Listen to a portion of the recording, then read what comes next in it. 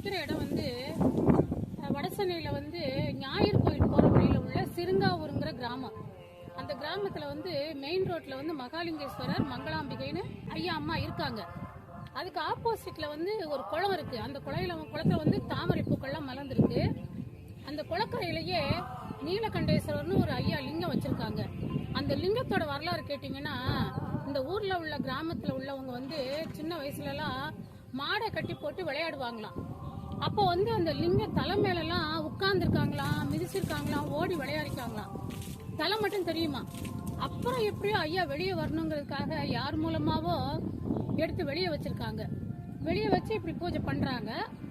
நாங்கள் ஒரு காலத்தில் இந்த பூஜைக்கு வந்து ரெடி பண்ண ஆள் இல்லாதப்ப நானும் எங்கள் வீட்டுக்காரரும் ஞாயிற்றுக்கிழமைகளில் வந்து இந்த குளத்துலேருந்து தண்ணி எடுத்து, எதில் குளம் இருக்குது அந்த குளத்துலேருந்து தண்ணி எடுத்து கொடுப்பேன் நான். எங்கள் வீட்டுக்காரங்க அபிஷேகம் பண்ணி வஸ்திரம் சாத்திட்டு போவோம். அப்புறம் கொஞ்சம் நாள் ஆக ஆக எங்கள் வீட்டுக்காரங்களோட ஃப்ரெண்ட்ஸு எல்லாம் சேர்ந்து பறை போட்டு இந்த இது ஷீட்டெல்லாம் போட்டு கொஞ்சம் ஐயாவை நிழலில் வச்சுருக்காங்க. இப்போ வந்து சிவன் ராத்திரினா முழுக்க முழுக்க நிறைய பேர் வந்து நைட்டெல்லாம் பூஜை பண்றாங்க. நீலகண்டேஸ்வரர், அதாவது பால் ஊத்துனா நீல கலர்ல மாறும்னு சொல்றாங்க.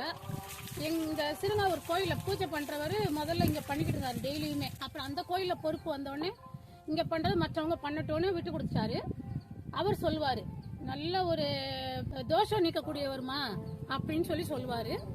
முடிஞ்சவங்க வந்து சிவன் டைம் கிடைக்கிறப்ப இந்த சிறுங்காவூர் கிராமத்துக்கு வந்து ஐயாவையும் வேண்டிட்டு போங்க, நல்லது நடக்கும். எல்லாருமே நல்ல வாழ்க்கை சந்தோஷமா வாழணும்.